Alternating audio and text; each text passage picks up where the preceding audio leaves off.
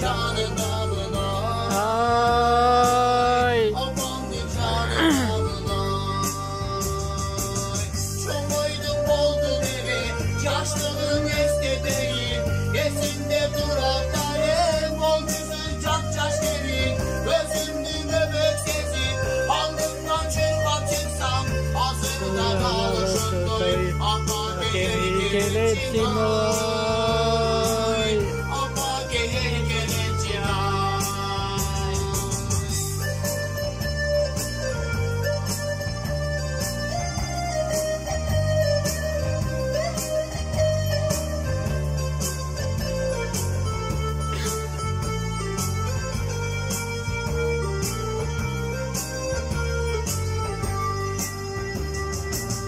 Yanaşıp güldün ehe, bakıttın çolunda mı?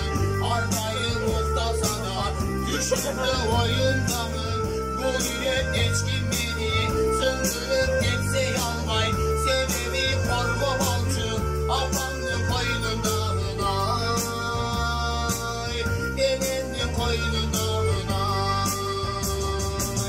Çoğaydın boldu deve, yaşlılığın eske değil. Esinde durak talep, olmuşsun çapçaş gelin.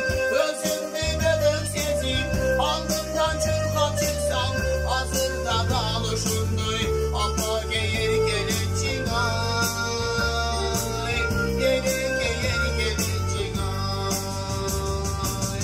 Çoğaydın boldu deve, yaşlılığın este değil. Esinde durak talep, olmuşsun çapçaş gelin. Özümde bebek sezip, alnımdan çırpıp çıksam. Hazırda kalışındayım, ama